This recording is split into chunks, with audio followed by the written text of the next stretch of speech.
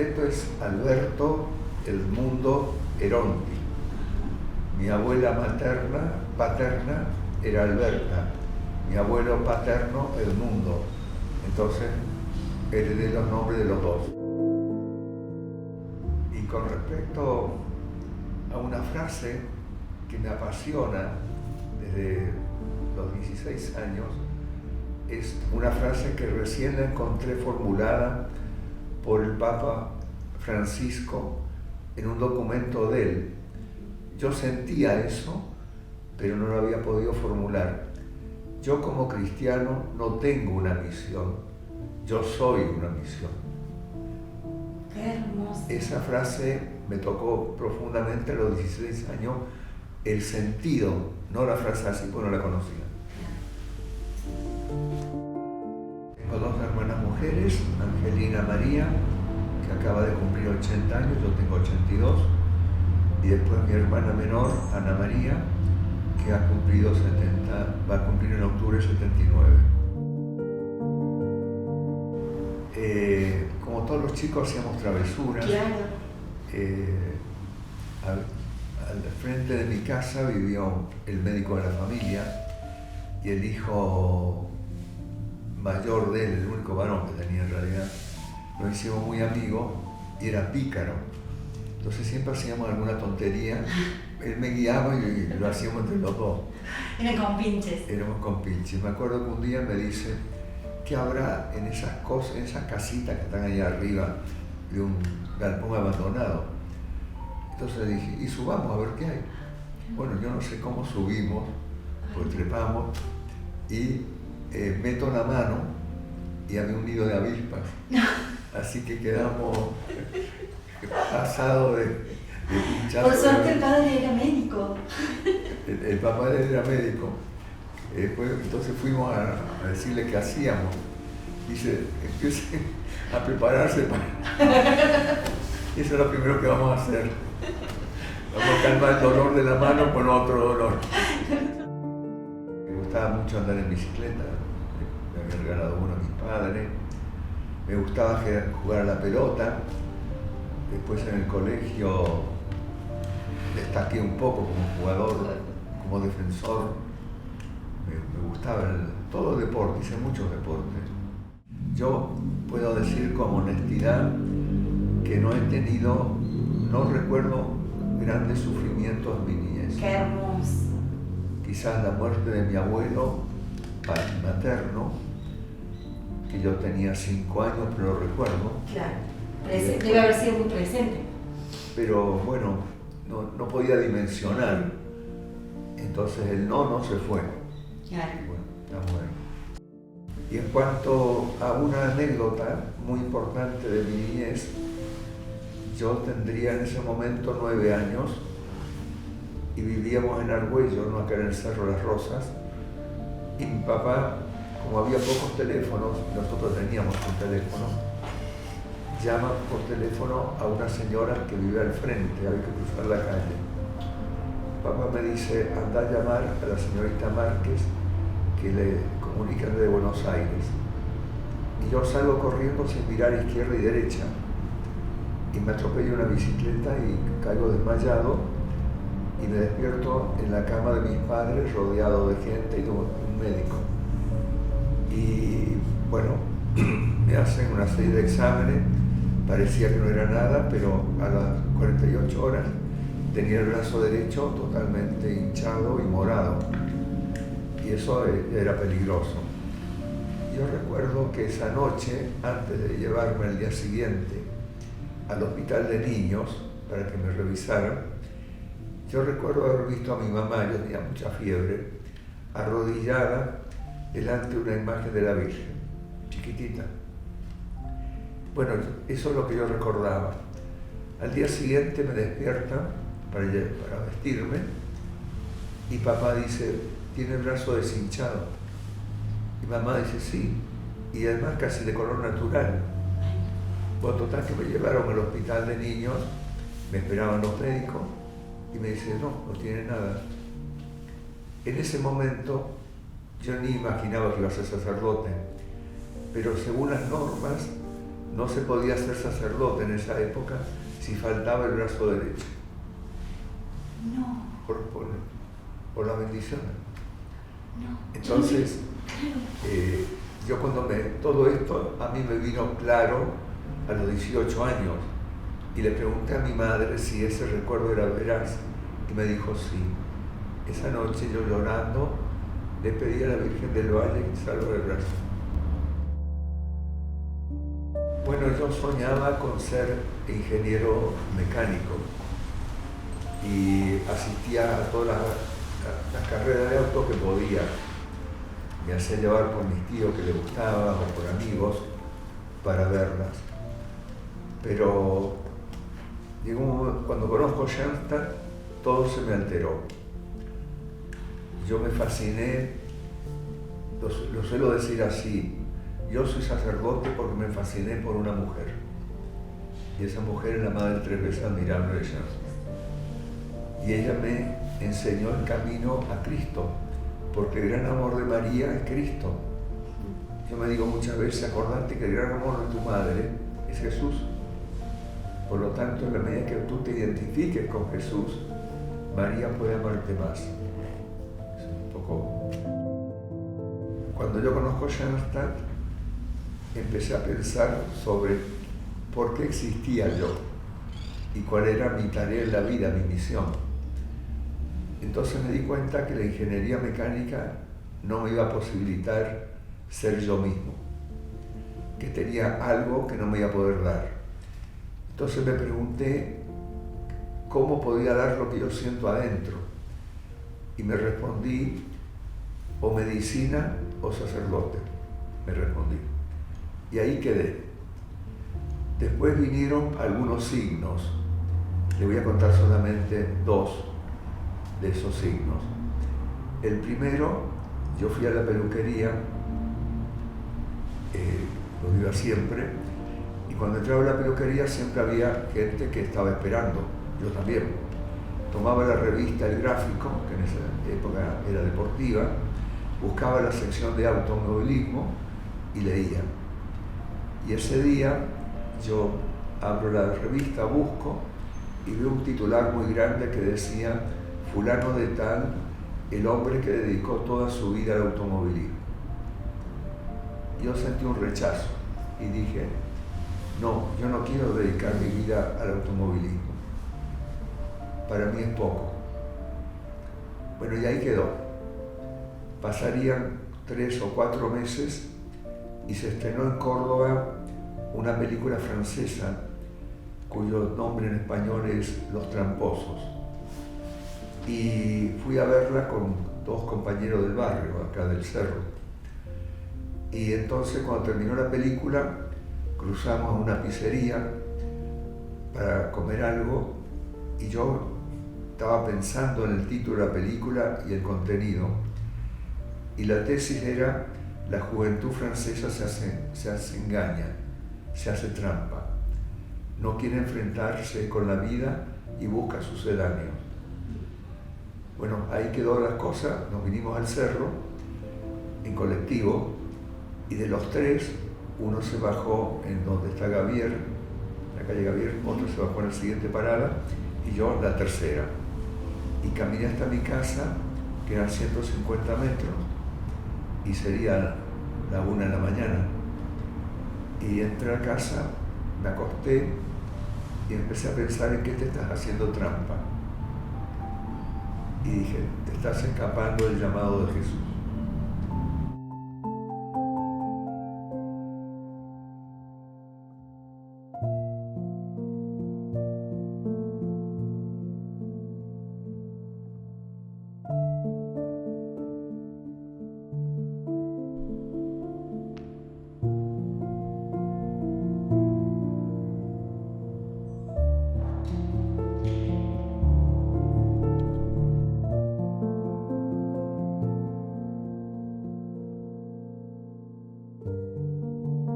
Tenía 17 y medio. Entonces me dije, bueno, yo termino el bachillerato, me faltaban unos meses, y tengo que tomar una decisión sobre mi futuro, pero seguro ingeniero no voy a ser. Y el 20 de enero del año 62, en el campamento que hicimos en Achiras, al sur de Córdoba, esa noche del 20 de enero tomé la decisión, voy a ser sacerdote. Y aquí estoy.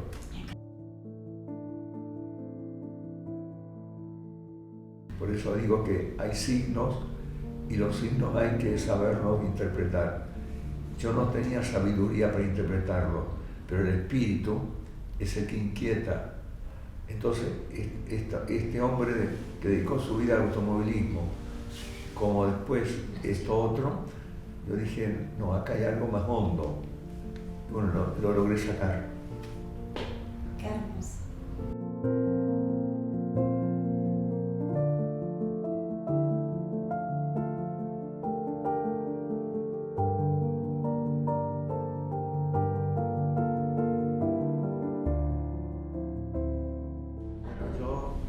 Una vez que me decidí por el sacerdocio, el 20 de enero del 62, el 4 de mayo del 62, entré al noviciado en Chile. Y allí hice los 2 primeros años de estudio.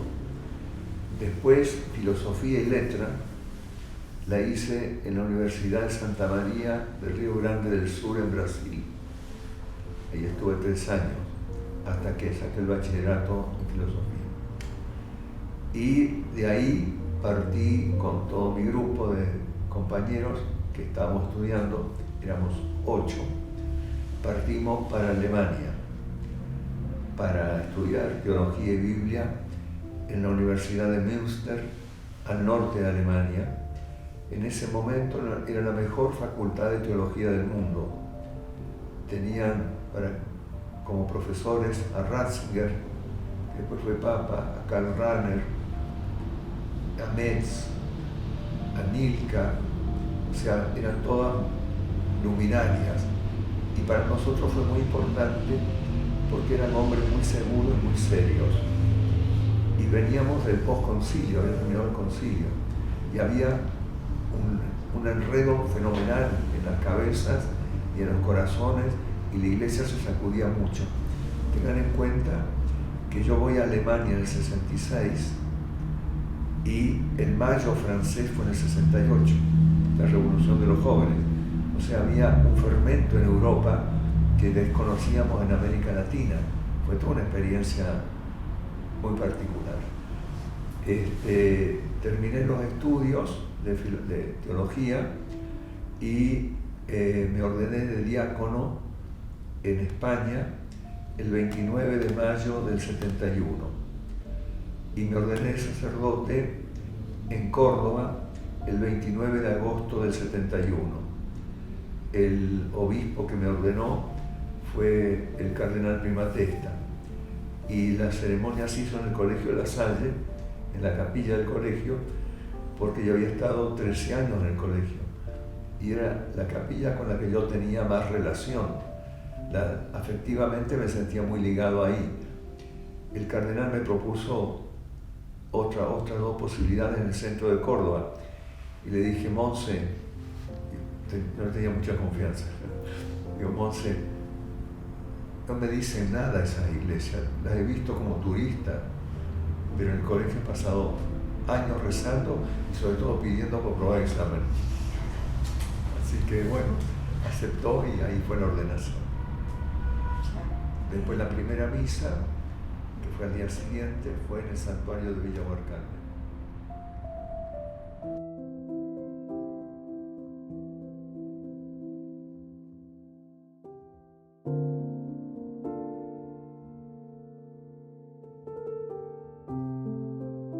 Bueno, yo empecé mi trabajo sacerdotal en Madrid.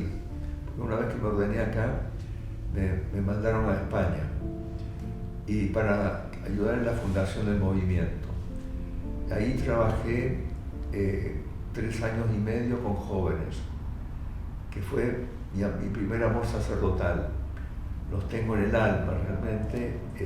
Acaba de morir el primero de ellos con 70 años y me partió por el medio, porque digo que los padres nunca están preparados para que muera un hijo. Y bueno, y a mí se me acaba de morir un hijo espiritual.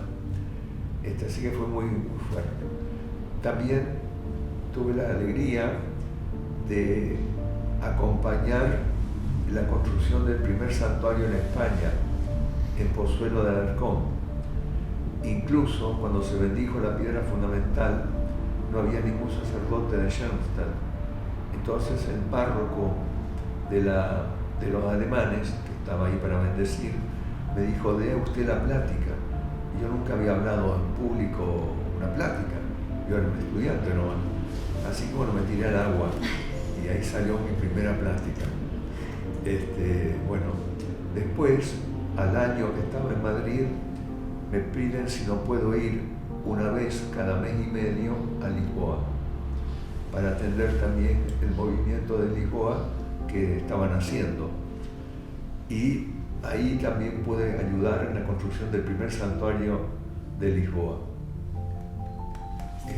O sea que los dos primeros santuarios cuya construcción acompañé estaban en el extranjero, no en Argentina. Y en el año 74 recibo una carta de mi superior de Argentina diciéndome que volviera al país y que iba a trabajar como asesor de la juventud femenina. Cosa que me sorprendió porque yo era muy joven. Y cuando llegué a Ezeiza, yo para hacer un chiste digo: pero no hay ninguna representante de la juventud femenina recibiendo su asesor. Y me dice: no viene ninguna porque vas a ser asesor de matrimonio. O sea, si yo era joven para trabajar con las chicas, me dije, me meten con matrimonio, pero fue mi pasión. Trabajé 35 años con matrimonio.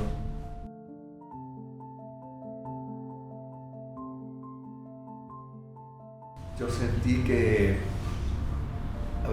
cuando dejé de trabajar con ellos, me hicieron una despedida y me preguntaron: ¿qué se lleva usted como aprendizaje después de estar 35 años trabajando con matrimonio? Y le dije dos cosas. Primero, es una forma de chistes en serio. Aprendí que si los maridos escucharan a sus esposas 10 minutos por día, yo habría tenido mucho más tiempo libre para otras cosas. Porque no se escuchan. Entonces discuten, hablan, no se escuchan. Entonces todo el mundo se reía, ¿no? Y lo segundo, dije, he descubierto realmente la enormidad de la vocación que significa estar llamado al matrimonio. Y esto a mí me desmiente algo que cuando yo estaba en el colegio La Salle, venían los cazavocaciones, sacerdotes de distintas congregaciones, franciscanos, dominicos, a hablar para ver si sacaban alguna vocación del colegio. Y siempre decían: el que se entrega en el sacerdocio entrega más que el que se casa. Y a mí me sonaba mal, pero no sabía por qué me sonaba mal. Eso lo aprendí cuando trabajé con matrimonio. Yo he gozado con los matrimonios y he sufrido muchísimo con los matrimonios. Porque un matrimonio que se desarmaba, un matrimonio en crisis, que cada vez la crisis se hacía más grande. O sea, yo estaba para unir, no para separar. Por lo tanto, era toda una tarea muy, muy complicada, que eso a veces me quitaba el sueño. Pero bueno, fue un aprendizaje y sigo diciendo, mi vida sacerdotal al lado de un matrimonio es una vida muy tranquila. ¿Por qué? Porque yo tengo muchos hijos espirituales cuya cruz es cargo, pero no entran a mi casa. Cuando estoy en mi casa estoy solo. En cambio, el papá está con el hijo en casa. Y si el hijo es un problema, lo tiene adentro de la casa. Entonces dije, qué injusto que son. Acá no hay que uno es más que otro. Todos tienen que entregar todo lo mejor de sí mismo. Eso nos empareja a todos. Bueno, eso es lo que aprendí y les dije a los matrimonios. Después de a eso, hice 6 años de una experiencia de vida contemplativa como monje y fue para mí fantástico estar 6 años con el silencio, con mucho silencio, haciendo trabajos manuales, estudiando, todo sin prisa, todo con ritmo, muy armónico todo. Hasta que empecé con mis problemas de espalda, lo cual me impedía hacer trabajos físicos. Y un abad de un monasterio de Azul, trapense, me dijo: no tienes salud para monje. Entonces me recomendó volver a la vida normal del sacerdote. Y ahí me mandaron a Roma. Estuve 7 años en Roma con el padre Ludovico Tedeschi y ayudamos a la fundación del movimiento. Y otra vez pude ayudar a construir un santuario, esta vez en Roma, en Belmonte, que seguramente es el santuario más bonito como santuario que he conocido.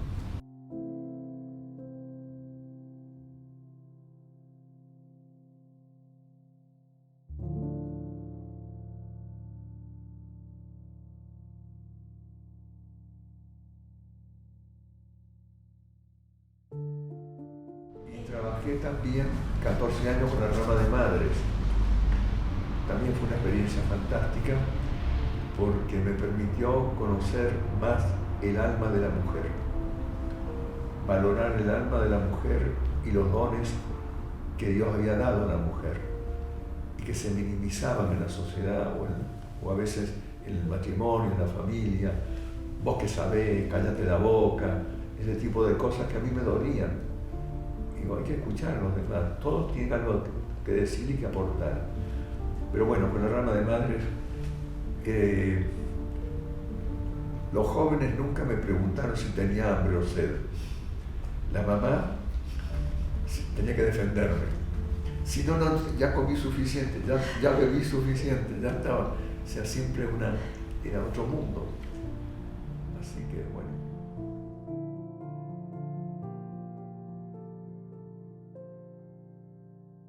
Mientras trabajaba con la rama de madres, también se me pidió trabajar con las mujeres profesionales. Y también fue una experiencia muy particular porque normalmente los miembros de la rama tienen 30 años o a veces más. Había muy pocas que tuvieron menos de 30. Y son mujeres que anhelaban casarse, la mayoría. Pero bueno, no se puede inventar un novio. Entonces no había resultado nada. Y había en cada una de ellas como una zona vacía de soledad. Y eso supone un acompañamiento de la persona muy particular. Porque uno no le puede decir, ya, mañana te vas acá a la esquina y te va a aparecer un muchacho y se van a enamorar. No es así como funcionan las cosas. Entonces, que aceptaran su realidad y no se centraran tanto en eso que perdieran otras oportunidades. Porque le decía yo, hay muchos colectivos que pasan. Si solo estás esperando uno, vas a dejar pasar todo lo demás. Son oportunidades. Entonces, bueno, poco a poco acompañar en eso. Fue de aprendizaje. Yo aprendí más trabajando que en los libros, así que eso está claro. Y después con la rama de mujeres, la Federación de Mujeres, bueno, fue también una experiencia muy intensa. Ella tiene una estructura muy parecida a la Federación de Madres, parecida, y por lo tanto forman comunidades más estrechas y demás. Bueno, a mí me permitieron entrar en ese mundo de ellas y durante 7 años le di los ejercicios espirituales todos los veranos. Así que me fui especializando sin querer. Ellas me pasaban corrientes de vida que estaban viviendo, yo las interpretaba, las pensaba, las rezaba y después organizaba mis apuntes para dar el retiro. Así que fue muy rico también, mucho para agradecerles también a ellas, cosas que pude hacer. Y bueno, cuando terminé con este tema de la Federación de Mujeres, llegó el COVID y ahí se paralizó todo. Entonces me di cuenta que tenía una tecnología que yo no había desarrollado, que era el Zoom. Así que empecé a dar charlas por Zoom, meditaciones por Zoom, misas por Zoom, entonces qué sé yo, toda esa parte. Hasta que se terminó la cuarentena y dije, bueno, basta, yo vuelvo a lo vivo.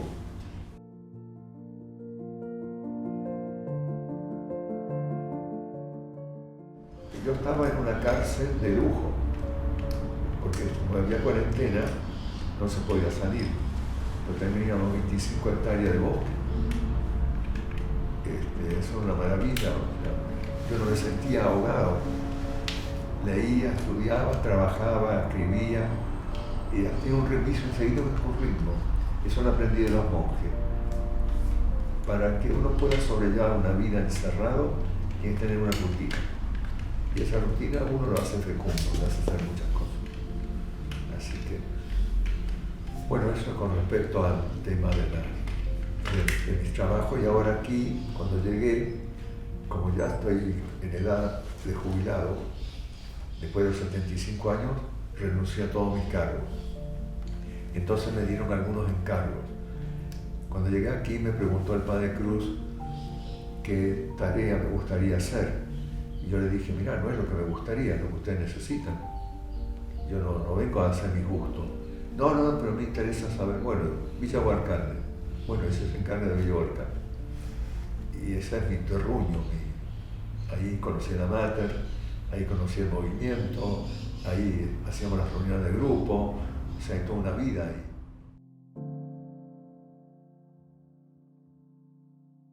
Y ahora, bueno, la Mater tiene sus ideas, sus jugadas geniales. A mí me pensaba que cada vez que venía a Villa Huarcalde no había una iglesia para celebrar la misa, todo era al aire libre. Y un invierno yo vine un día antes que los padres de la casa estaban todos en Varela, pero yo me vine un día antes. Entonces el padre Cruz me dice, ¿usted podrá tomar la misa de las 11:30 de la mañana en Villa Huarcalde? Yo pensé que era en el salón. Dije, sí, no tengo problema. Bueno, llegué una hora antes, a propósito, me fui al santuario, tranquilo para rezar, y escuchaba ruidos raros afuera. Bueno, cuando faltaban 15 minutos, me levanté para ir al salón. No, la misa era al aire libre. Total, que me agarré tal resfrío que de los 15 días de vacaciones pasé 8 en cama prácticamente. Me salvé de milagro. Ahí. Entonces dije, acá hay que construir una iglesia. Justo cuando vuelvo yo acá, viene la primera fiesta patronal, después del COVID, y predico. No lo había pensado. Y de repente me pasó lo mismo que en Portugal.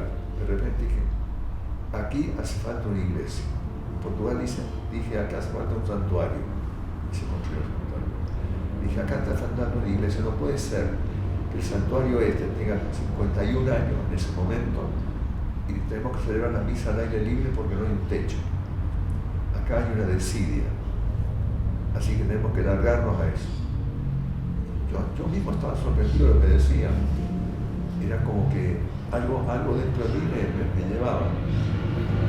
Y después le dije al Espíritu Santo, podría haber buscado otro para hablar, porque había sido muy vehemente yo. Pero ahí está construyendo.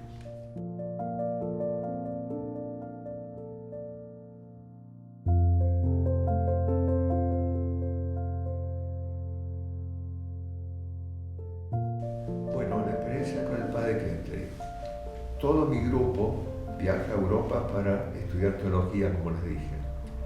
El único que no viajó con el grupo fui yo, porque había tenido una peritonitis y me tuve que quedar hasta que me dieran el alta médica. El padre Kentrich a mí no me conocía, nunca me había visto, y yo viajo a Europa el 4 de mayo del 66. Coincidentemente el mismo día, no el mismo año, en que me empecé el noviciado en Chile, en el año 62. Entonces llego a Schoenstatt y después de hablar con mi superior general, Digo, ¿cuándo puedo ver al Padre Kentenich? Muy difícil, porque está predicando ejercicio a las hermanas. Son 120 y tantas hermanas y todas quieren hablar con él y dice, no, difícil. Bueno, total que el último día que estaba en Shenta, antes de irme al norte, al colegio, un ingeniero argentino, shentatiano, cordobés, me dice, no te preocupes, lo vamos a ver de prepo, a la criolla. Entonces al día siguiente temprano subimos el monte de Shenta, donde tienen las hermanas la casa de formación. Nos acercamos a la casa de formación y las ventanas tenían visillos, o sea, semitransparentes. Y este muchacho me dice, mira, ahí están las tocas de las hermanas. Y se veían las tocas azules de las hermanas. Y él hace así, mira, ahí está el Padre. Y se veía, estaba sobre una tarima, se veía de acá para arriba, lo blanco, y alguien que gesticulaba. Así que esa fue la primera vez que lo vi al Padre, a través de un visillo. Cuando de repente se paran todas las hermanas y vemos que el Padre Kentenich hace así. Entonces este muchacho me dice, se terminó la plática, vamos. Y entramos sin tocar timbre ni nada, entramos. En Alemania, como en otros países del centro de Europa, las puertas de entrada son dobles. ¿Por qué? Para que se abra la primera, se cierre y después se abre la segunda para que el frío no penetre ni la calefacción salga. Entonces, como era primavera, estaba la primera puerta abierta, o sea que solo la segunda hubo que empujar. Y en el momento que empujamos la segunda, aparece el Padre al final del pasillo. A mí el sol me daba de espalda, o sea que él no podía verme el rostro, porque el pasillo por el cual él venía estaba oscuro y tenía unos pilotines de luz abajo para que uno se orientara. Y cuando él escuchó el ruido, venía con 5 hermanas de María rodeado, levanta la cabeza y dice, oh, resurrexit sicut dixit, aleluya, aleluya. Resucitó como dijo, aleluya, aleluya. Y yo me quedé frío, porque el Padre sabía quién era yo, no me había visto nunca. Y yo no era el único joven que estaba dando vuelta por Shenta. O sea, haber sido el único, bueno, no había otro. No, estaba lleno de jóvenes. Entonces, ¿cómo él supo quién era yo? Entonces me acordé de la frase de Jesús después, ¿no? Que dice, nadie conoce al Padre sino el Hijo, y nadie conoce al Hijo sino el Padre. Me reconoció y sabía quién era. Me habían dicho que no tenía tiempo el Padre para mí. Se dio vuelta y le dijo a las hermanas un momento, me hizo pasar a su despacho, me atendió 45 minutos y después me despidió y me regaló un montonazo de chocolate. Y me dice, no le van a hacer daño, yo tenía la operación todavía, no le van a hacer daño pues se lo regalo yo. Así que me regaló un toblerone suizo así. Dice, ese es para usted, me dice, así. No, yo dije, lo voy a compartir con los estudiantes, me voy a poner morado, de muy buen humor. O sea, la primera impresión fue esa, un padre conoce a su hijo. Y eso me ha servido toda la vida.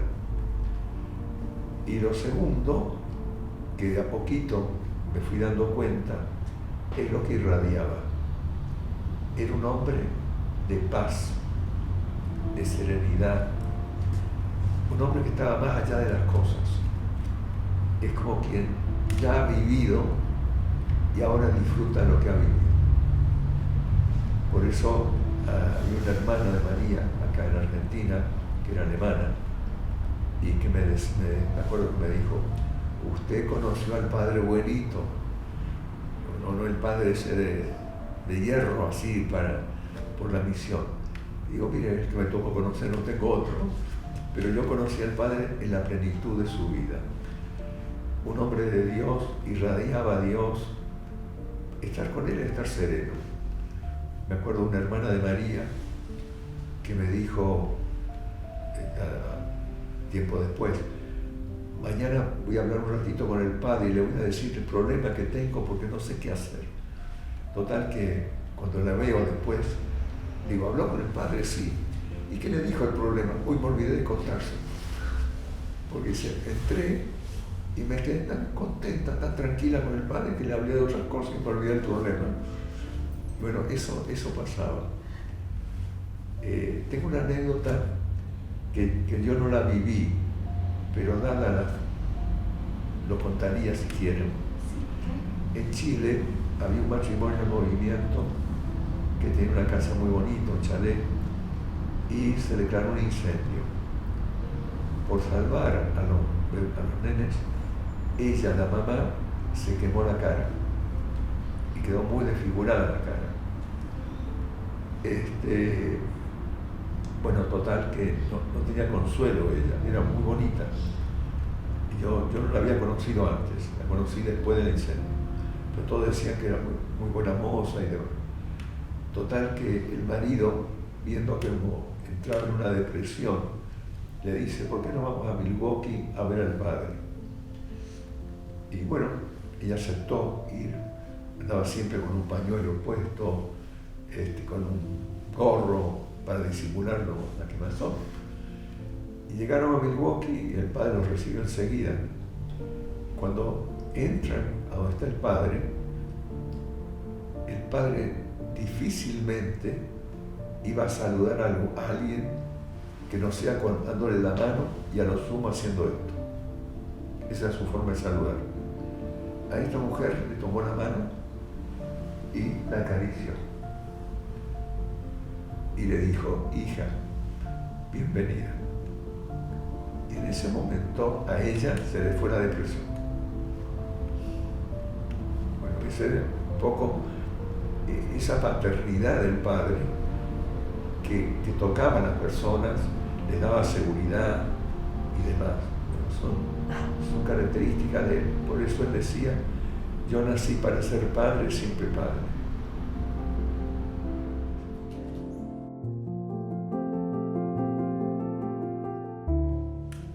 Bueno, nosotros teníamos en Córdoba la primera casa que compramos, estaba en Santa Rosa y Jujuy, sobre la calle Jujuy. Era una casa apropiada para iniciar porque tenía 3 pisos. Era un poco un engendro, pero tenía 3 pisos, así que había lugar para todos. Y abajo teníamos una capilla, un locutorio para atender personas y una sala para hacer reuniones. O sea, por empezar estaba bien. Cuando yo llego a trabajar a Córdoba, y llego a la calle Jujuy, años 82, enseguida, a las pocas semanas, le dije al otro padre que estaba conmigo, que era alemán, que ya falleció, le digo, padre Santiago, esta casa es muy chica para un movimiento como el nuestro. Y le dice, recién llegado y ya con pretensiones. Digo, pensamos en grande. Es verdad, si hay que pensar en grande. Bueno, vamos a coronar a la madre. Hicimos una oración y a principios de mayo la coronamos a la madre como reina de una nueva casa. No le dijimos a dónde nos gustaría, ni cuántos metros cuadrados, ni nada. La casa adecuada.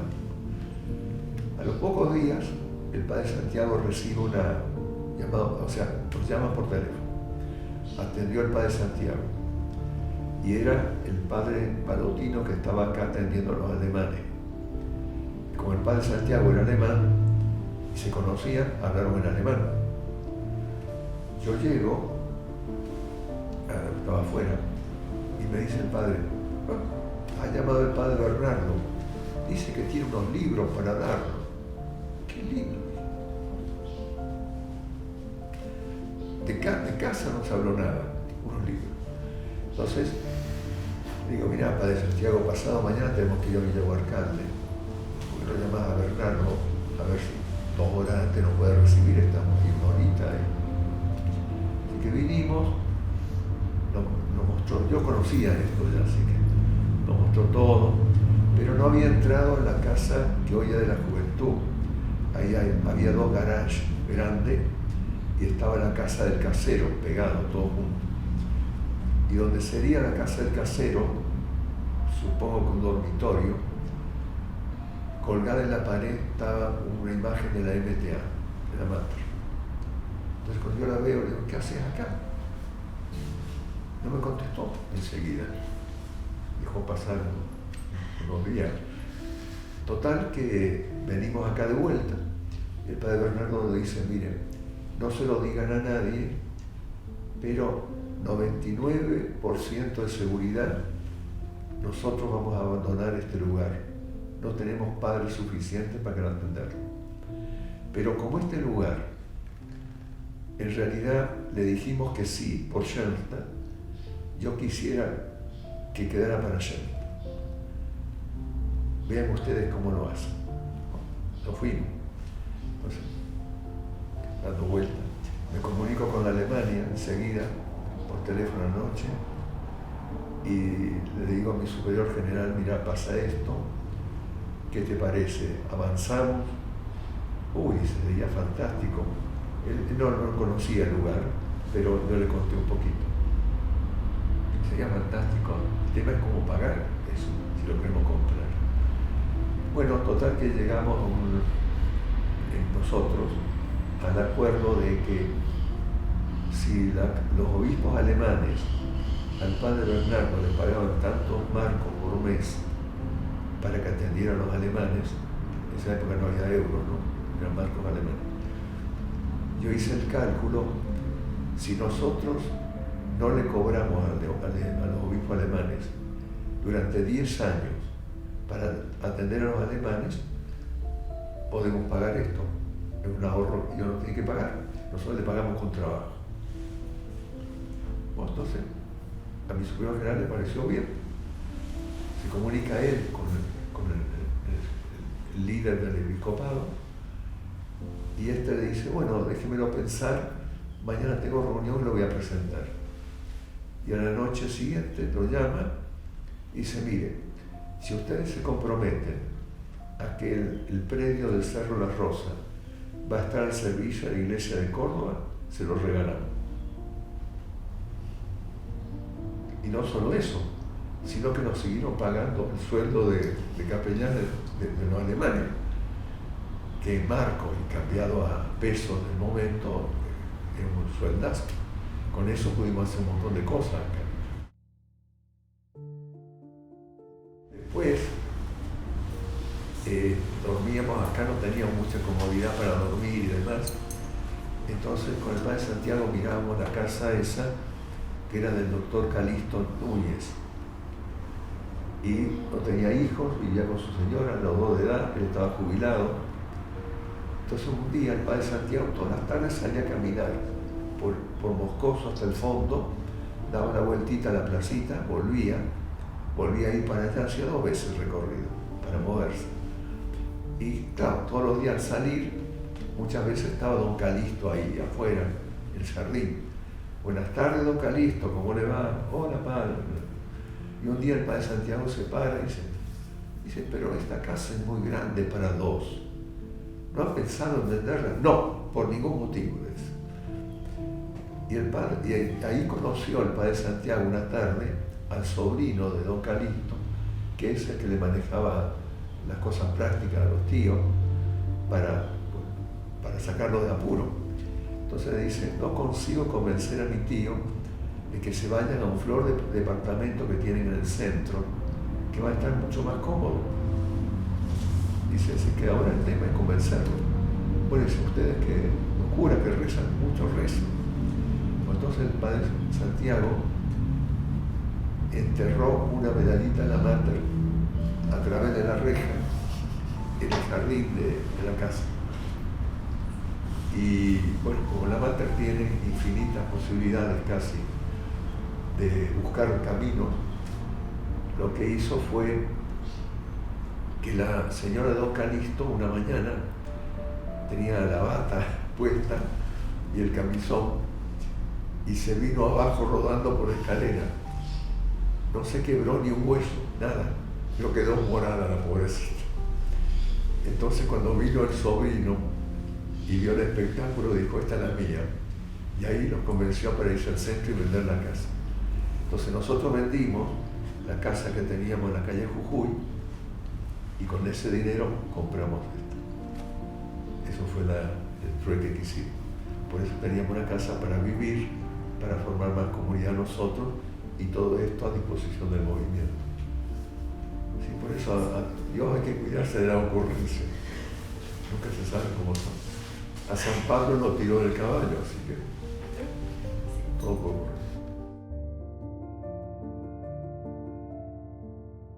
Un pasaje bíblico favorito.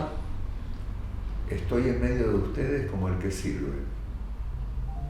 Un libro. La Biblia. Una película. 2. Gritos y susurros de Bergman y La vida es bella de Benigni. Un personaje. El padre Kentenich que me cambió la vida. Una persona. La Madre Teresa de Calcuta. La adoración. La cumbre de la vida espiritual. La Virgen María. El tesoro más grande que Dios me dio después de Jesús. El rezo del rosario. Es estar media hora o más teniendo en mi mano la mano de María y en cada Ave María decirle te amo. El padre Kentenich. Mi maestro y educador, se lo pedí después de su muerte en una oración que le hice. Edúcame, sé mi maestro, y se lo tomo en serio. El alumnito medio, pero el maestro bueno. El Papa Francisco. Un hombre con una visión de iglesia que es la del futuro. El movimiento de Schuster. Mi misión y mi vida apostólica. Vivo para él.